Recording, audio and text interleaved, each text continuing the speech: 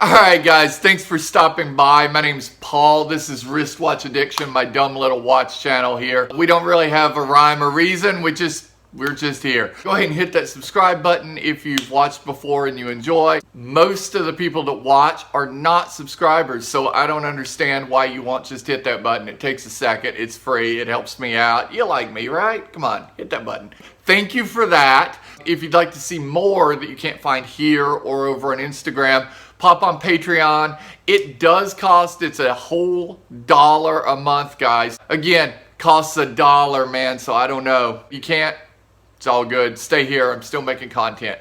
I went and bought the very first Grail watch I can remember wanting. And I did a video a while back, which was watches in film or wristwatches in movies. I don't exactly know what I entitled it, but it was one of the watches in there, and it got me thinking, man, I always wanted that thing.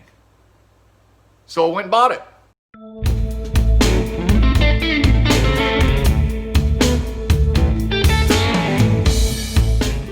Okay guys, before we even get started, I need your opinions below. I love this sort of wafer rally. Reminds me of ice cream sandwiches for some reason. But I've got friends that tell me brown on black dials don't work. I think it looks awesome. Let me know. This is me back in the late 70s, early 80s. You can see I was already into cycling. I was already into guns. I'm hanging out with my mom at some Civil War battlefield. She spent nearly a decade doing a genealogy project. I went along with her. But if you notice, I'm not wearing a watch. This is after I outgrew my cat in the hat watch, before I got into wristwatches. And I really wanted this one. This came out. I had friends had it, fell in love with it. I was a little older than you see in that photo, but I couldn't get it out of my mind. It was the first piece of equipment I ever lusted after. Before cars, before houses, before stuff like that, before really even like G.I. Joe toys and stuff, it was this watch. And again, I did that video for Watches in Film with Marty McFly wearing this piece, and just said, man, I always wanted it. I need this thing. This is the Casio Databank, as most people would call it.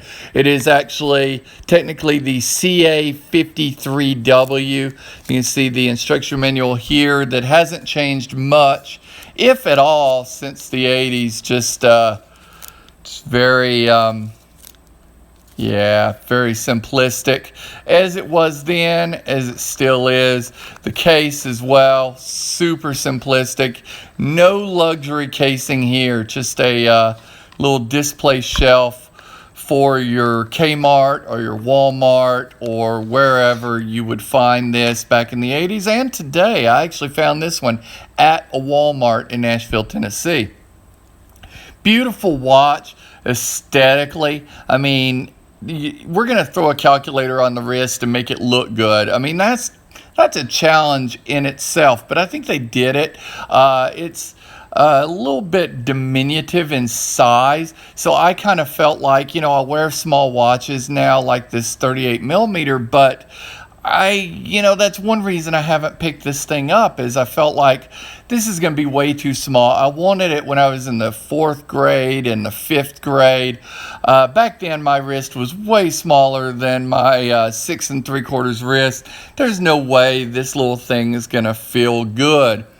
I should have known better, as that many adult collectors wear this thing now. Many watch geeks, many just geeks wear it. I should have known. It is wafer thin. One thing I didn't realize is it only has 2 buttons. This thing is very simplistic. 2 side buttons. Everything else is controlled by the calculator buttons up front. This button selects, goes through your select screen from your stopwatch, your time, your date, to the calculator screen here.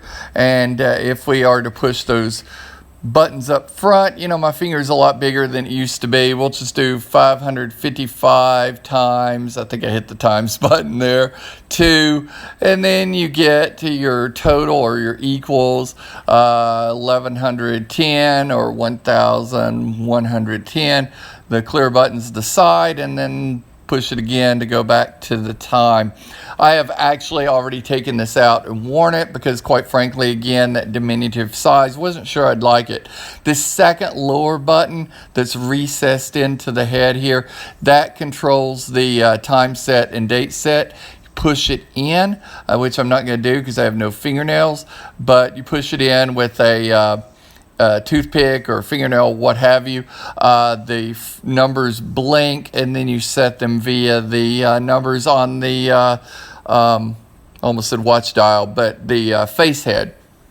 And that's how you set your time, your date, your day of the week, that sort of thing. So really, really ingenious, actually. 2 buttons, technically 1 button on the side, and then the screen or the calculator buttons do everything else. The case back, very simple. You have 4 little screws holding the case back in, which is also wafer thin. On the case back, you have your Casio insignia CA-53w, water resistant, although it doesn't say how much, so I wouldn't really, you know, I might wash my hands or get in the rain with it. If we look at the sizing, you have a 30 millimeter width. It looks like a lug length of about 42 millimeters, and this wafer thin 6 to 7 millimeter stack height. Super diminutive. Again, didn't think this was going to fit very good. And actually, your lug to lug here is a 20 millimeter lug width, which is actually a little bit wider than I expected. I expected an 18 with an extended strap, but they give you a 20 millimeter. So if you did want to change this out to like a leather strap or NATO or something like that, it actually wouldn't be too hard. And on the wrist, you can see that size actually, it fits quite large. I mean, yeah, it's wafer thin. Yes, you sort of forget that you're even wearing it, but fit-wise, that's really good. I'm actually very impressed. I like the display. Easy to read, which is a good thing because there is no backlight on this watch at all. Something I didn't know growing up. I just sort of assumed it would have a backlight, being that most Casios of the day did, but no backlight. Just your display, which is easy to read in low light or outside. So lucky about that.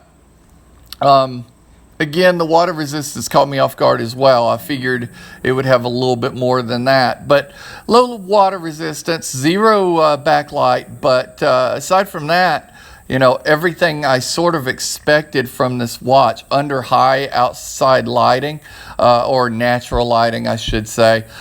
Just what you would expect from a classic. I don't know why I doubted this watch. It's a classic for a reason.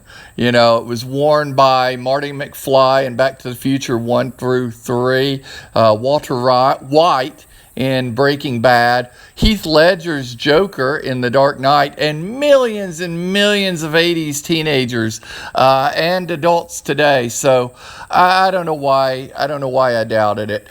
Comes in a number of color options: cocaine white, Rambo green, Blue Thunder blue, and the Knight Rider black that I picked here. So let's take it inside, check out that backlight. Just for consistency, I look at the lighting, the lume of all the watches. You can see this one fantastically dark because there is none. So is what it is, guys. Don't wear it in pitch black environments and you'll be totally fine. I feel like I've reverted back to the 4th grade, guys. If you know, you know. Lots of fun with this watch. Very seldom was it actual math.